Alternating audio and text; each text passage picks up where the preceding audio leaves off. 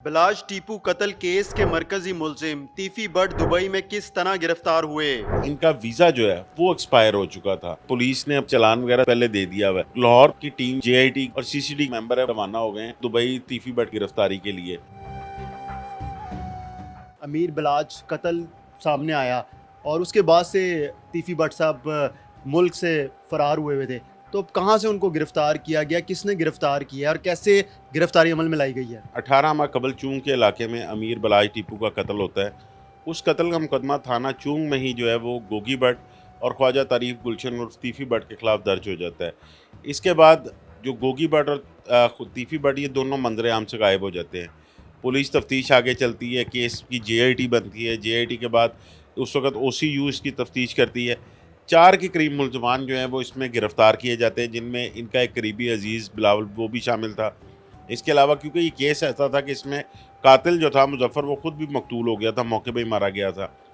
तो उसके बाद पुलिस जब इनका ट्रैक रिकॉर्ड लेती है, इनका जो एक हिस्ट्री लेती है सफ़र की, उसमें ये पता चलता है कि तीफ़ी भट्ट जो है वो बैरून मुल्क चला गया है और जो फर्स्ट इन्फॉर्मेशन के मुताबिक वो दुबई गया था। जो गोगी भट्ट है उसके बारे में कुछ पता नहीं चलता। चंद रोज़ कबल जो है गोगी भट्ट एकदम मंजर आम पे आता है और वो आकर अपनी उस केस में इंटरम करवा लेता है, जिसके पीछे एक बहुत बड़ी वजह ये होती है कि जो ओसीयू के कई अफसरान थे जिन्होंने तफ्तीश की हुई थी, वो ये कहते थे कि इस मुकदमे में गोगी भट्ट जो है वो बेगुनाह है। लेकिन उसके बाद जो जेआईटी है वो उसको भी गुनहगार लिखती है और अभी तक वो ज़मानत पे है।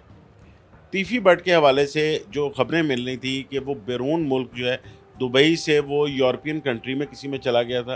कई ये भी इतलात आ रही थी कि ऑस्ट्रेलिया में चले गए थे।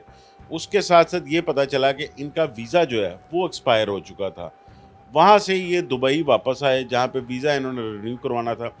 एक हमारा एक्स्ट्राडिशन सेल है पंजाब पुलिस का, जिसको खालिद वरिया डीएसपी जो वो हेड करते हैं।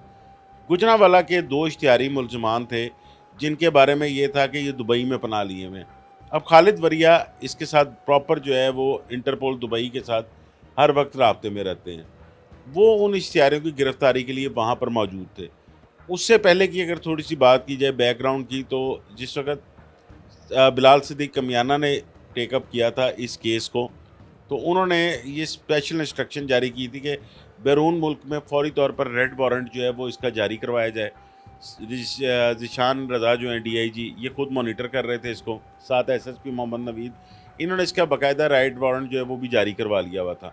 अब खालिद वरिया जो है वो वहाँ पर उन 2 गुजरांवाला के इश्तिहारियों के लिए एक फ़्लैट पर छापा मारता है।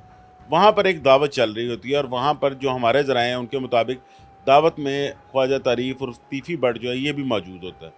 खालिद वरिया इसको पहचान लेता है। वहाँ से एक तीफ़ी भट्ट की गिरफ्तारी का प्रोसेस शुरू हो जाता है। उसके बाद इस वक्त जो है अभी कुछ देर कबल जो है मेरी इन्वेस्टिगेशन पुलिस से बात हो रही थी, तो एक लाहौर की टीम यहाँ से जो जेआईटी की है वो और साथ इन्वेस्टिगेशन की और सीसीडी के भी 1-2 मेंबर है वो यहाँ से रवाना हो गए हैं वहाँ पर दुबई तीफ़ी भट्ट की गिरफ्तारी के लिए बाकायदा तौर पर। यानी गिरफ्तार तो उसको इंटरपोल दुबई ने कर लिया हुआ है। तो पाकिस्तान जिस तरह यहाँ से पुलिस जाएगी, जेआईटी की जेआईटी बनाई थी, उसके जो मेंबर्स हैं उनका राब्ता हो गया इंटरपोल से, और अभी कितने दिन लगेंगे उनको लेके आने में।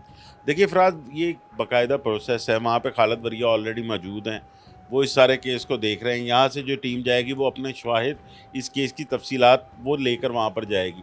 उसके बाद उन 2 इश्तिहारियों समेत तीफ़ी भट्ट को जो है वो वहाँ की अदालत में पेश किया जाएगा। अब वो अदालत ये तमाम सबूत और शवाहिद देखते हुए ये लोग उनसे रिक्वेस्ट करेंगे कि इन्हें पाकिस्तान के हवाले किया जाए ताकि हम इनको ले जाकर इनके जो मुकदमे हैं उनकी तफ्तीश करें। इस प्रोसेस में कोई 7 से 15 दिन भी लग सकते हैं। इसको इतना टाइम लगेगा, ये फ़ौरी नहीं है कि अभी कोई टीम जाएगी और इनके हवाले कर देंगे, क्योंकि जो तीफ़ी भट्ट के बारे में बताया जा रहा है वो अरसा दराज से मुख्तलिफ़ ममालिक के सफ़र भी कर रहे हैं, उनके पास इंटरनेशनल पासपोर्ट भी है, लेकिन वीज़ा कोई ख़त्म होने की वजह थी या क्या वजह थी कि वो उनको सफ़र करके दुबई आना पड़ा और दुबई से उसकी गिरफ़्तारी भी है। लेकिन अभी पाकिस्तान वापसी में कोई हफ़्ते से 10 दिन लगेंगे। अच्छा, ये भी बताइएगा, जिस तरह तीफ़ी भट्ट को लेके आएंगे पाकिस्तान, उसके बाद ज़ाहिर सी बात है केस चलेगा, अदालत पेश किया जाएगा। हमने देखा कि गोगी भट्ट खुद यहाँ पर अदालत में पेश हुए, शामिल तफ्तीश हुए, और अब उनकी वो अपनी ज़मानत के ऊपर हैं। तो क्या लगता है आपको कि अब तीफ़ी भट्ट को तो दुबई में पकड़ लिया गया है और तीफ़ी भट्ट जो हैं वो मरकज़ी किरदार हैं इस केस के, ये कहा जाता है, और साथ उनके गोगी भट्ट भी हैं। तो गोगी भट्ट की अगर ज़मानत नेक्स्ट जो उनकी पेशी होगी उसके ऊपर मंजूर नहीं होती है तो उनको गिरफ़्तार कर लिया जाएगा? बिल्कुल, ये तो अब गोगी भट्ट जो है वो इस केस को सारा परस्यू इनके लॉयर्स कर रहे हैं, उनसे भी मेरी बात हुई थी।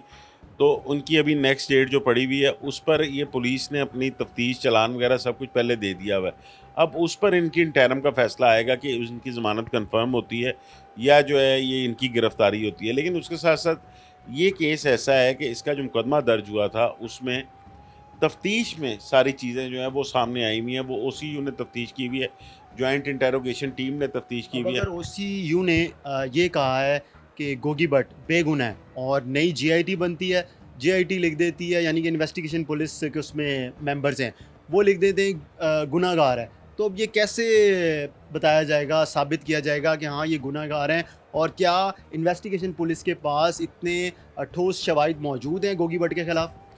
देखिए, इन्वेस्टिगेशन पुलिस ने ये अब अदालत में प्रूव करना है। जो ओसीयू की तफ्तीश थी, उसमें मेरी कुछ अफसरान से बात ये हुई थी, तो उसमें गोगी भट्ट के बारे में उन्होंने ये कहा था कि गोगी भट्ट मौके पर मौजूद नहीं था।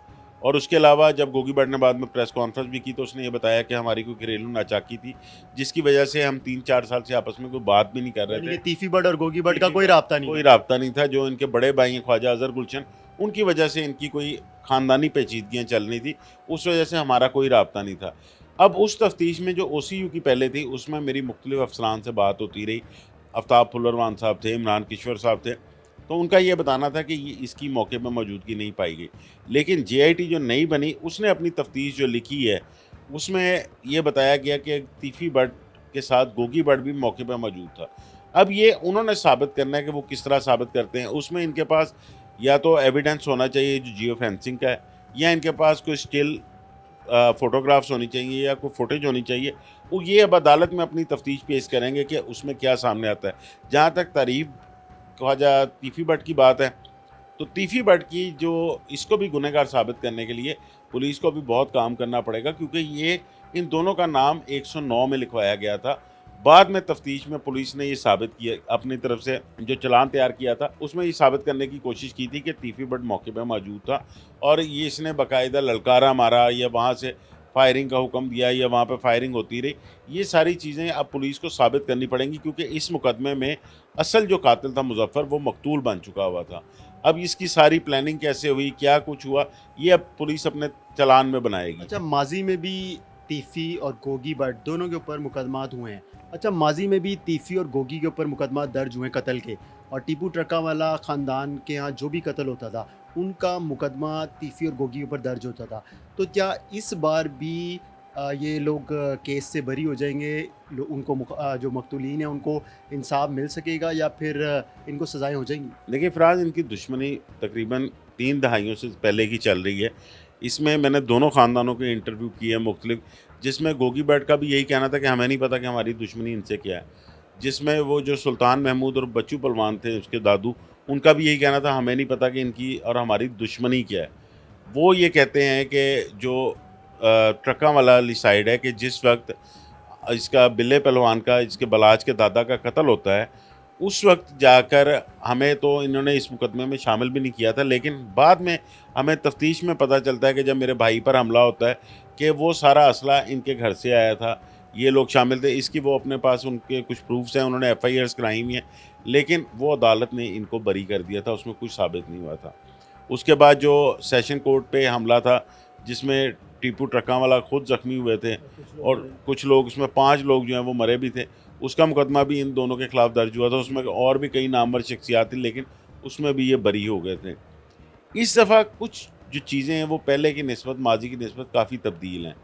एक तो अभी तक जो इनकी हिस्ट्री है दुश्मनी की 35 साल की, उसमें तीफ़ी भट्ट एक दफ़ा भी गिरफ़्तार नहीं हुआ। अब ये पहली दफ़ा हो रहा है। पहला मौका है कि तीफ़ी भट्ट गिरफ़्तार होगा, उससे तफ्तीश होगी। गोगी भट्ट इससे पहले और कई मुकदमात में जो है वो गिरफ़्तार ज़रूर हो चुका है, लेकिन उसमें भी वो मुकदमे खारिज हो गए, वो बरी हो चुके थे। लेकिन जो इल्ज़ामात टीपू ट्रका वाला की जानिब से लगाए जाते हैं, ख़ानदान की जानिब से, जो उनके लोग कत्ल होते हैं, उसमें गोगी भट्ट भी कभी गिरफ़्तार नहीं हुआ? उसमें गोगी भट्ट भी गिरफ़्तार नहीं हुआ था, उसमें तीफ़ी भट्ट भी गिरफ़्तार नहीं हुआ था, क्योंकि उन मुकदमात में भी करीब ऐसे ही था जैसे इस मुकदमात में ये 109 में शामिल है। उन मुकदमात में भी इनका नाम बैक एंड पे आता रहा है। इस मुकदमे में भी इनका नाम जो है वो बैक एंड पे आया है, 109 में आया है।